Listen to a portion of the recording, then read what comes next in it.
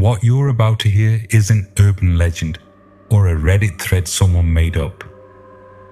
These are 5 real cases with names, dates, investigators on record, and archives. You can still go check yourself today. Some of them were later partly debunked. Others, more than a century later, still don't have an explanation that fully satisfies anyone. I'm not going to ask you to believe in ghosts. I'm just going to tell you exactly what happened, what the witnesses said, and what the people who tried to debunk it said afterward. You draw your own conclusions. Stick around for the last one, because it's the only case on this list where the people involved actually confessed. Makarahudi. And even then, part of the story still doesn't fully close. Case 1. The Bell Witch, Tennessee, 1817 to 1821. In 1804, a farmer named John Bell settled with his family on a farm along the Red River in what's now Adams, Tennessee. 13 years passed without anything unusual, until the fall of 1817. Bell was inspecting his cornfield when he came across an animal he couldn't identify. It looked like a dog, but something about it didn't add up. He shot at it. It got away. Days later, his son saw an enormous, unfamiliar bird.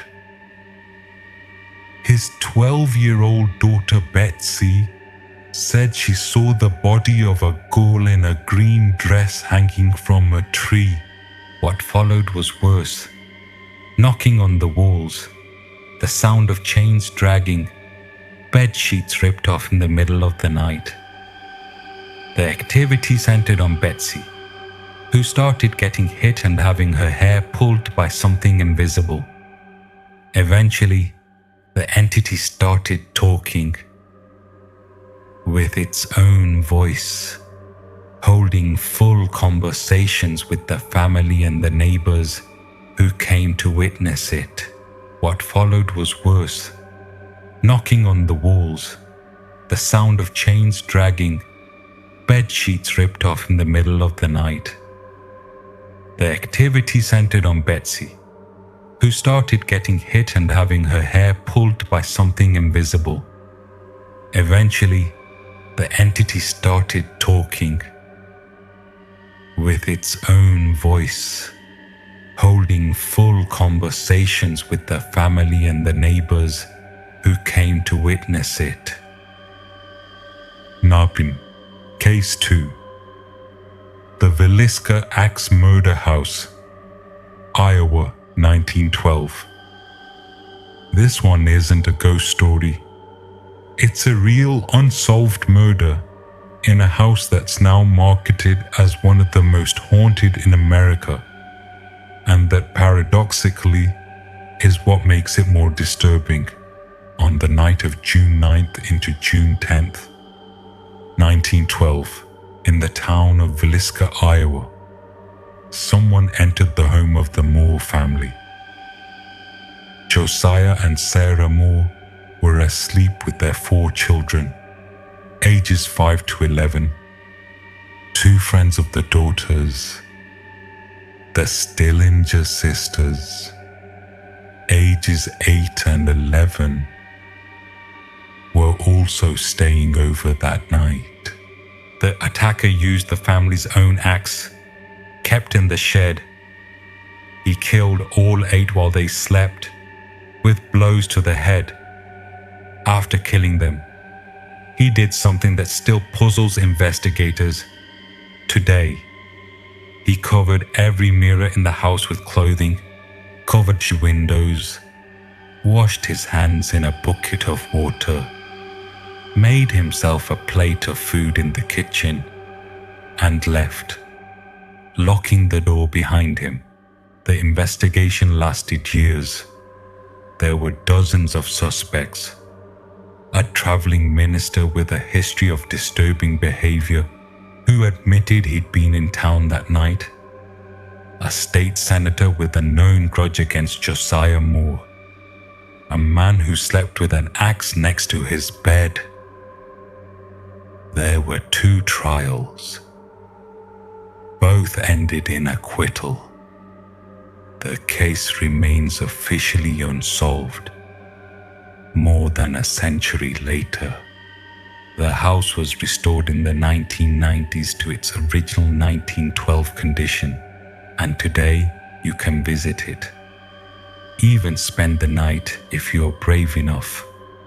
Since then, dozens of visitors have reported footsteps, children's voices, and objects changing position. There's no way to verify any of that. But the crime itself is, unfortunately, 100% real, and it's thoroughly documented in Iowa's court archives. Case 3. The Winchester Mystery House, San Jose, California, 1884 to 1922. This story gets told wrong in almost every documentary, so it's worth telling it right. Sarah Winchester was the widow of William Wirt Winchester, heir to the Winchester Rifle Company. Before she turned 30, she'd already lost her only daughter, who died as a newborn.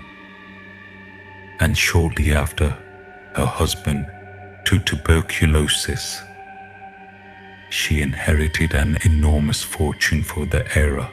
In 1886, she bought an 8-room farmhouse in San Jose and started a renovation that never stopped.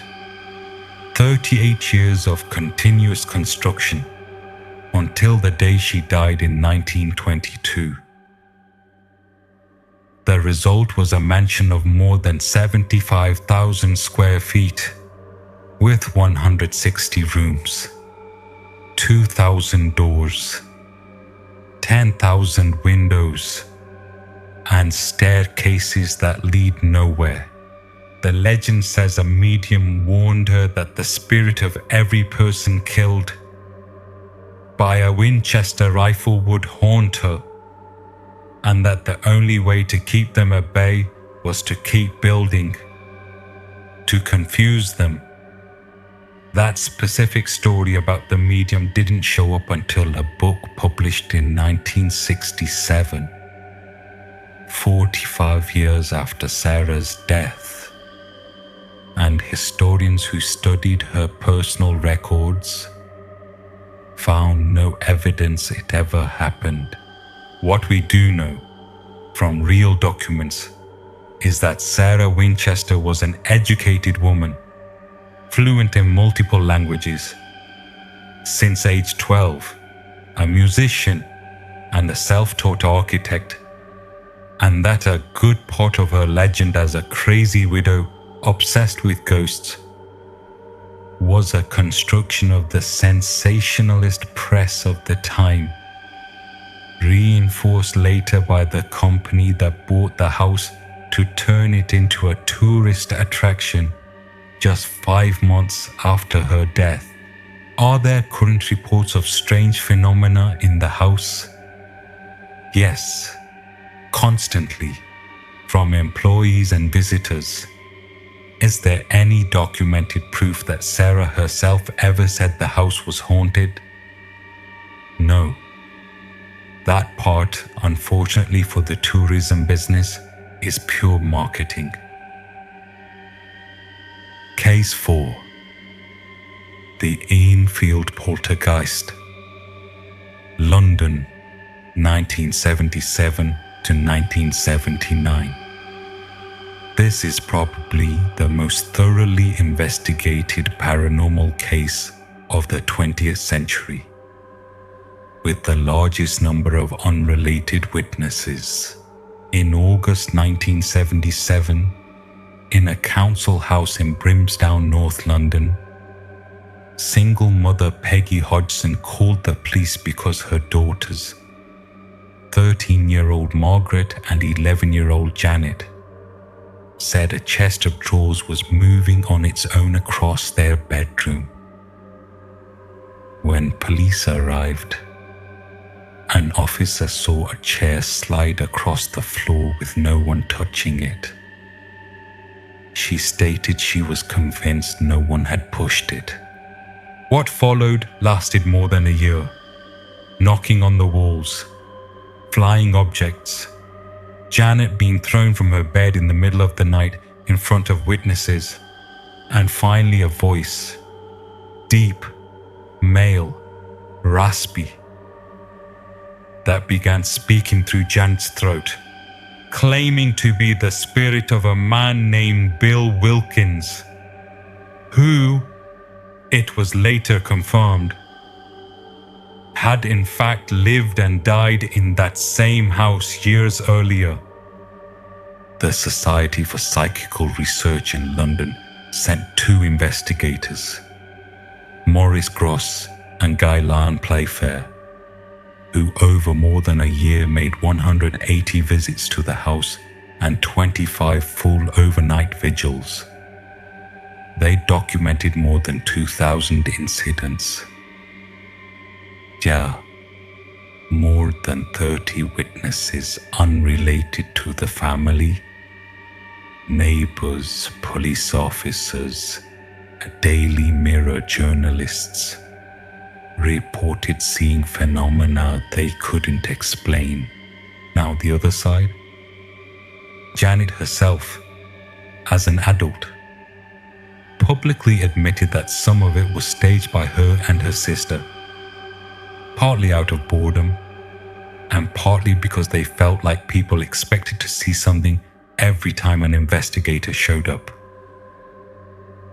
Psychologists at the time pointed out that the start of the phenomena coincided almost exactly with Janet's puberty, a pattern that repeats in many classic poltergeist cases. The official conclusion? Hush. The Society for Psychical Research itself ended up divided. Some members of the team considered it a genuine case. Others, including 2 visiting psychologists, believed it was girls with strong imaginations, a lot of media attention, and a difficult home life. The one thing nobody could fully explain is why so many independent witnesses, including a police officer with 0 stake in the story, saw exactly the same thing. Case 5. Borley Rectory, Essex, England, 1862 to 1944. This one has the most honest ending on the whole list, because this is the one case where an actual confession happened. Borley Rectory was built in 1862 to house the parish priest and his family of 14 children. From the early years, stories circulated about unexplained footsteps. In 1900, 4 of the priest's daughters said they saw a ghostly nun crossing the garden at dusk. The case went worldwide in 1929 when the Daily Mirror sent paranormal investigator Harry Price to the house after the new tenants asked for help. The moment Price arrived, new things started happening. Thrown objects, messages tapped out on a mirror frame. The moment Price left, it all stopped.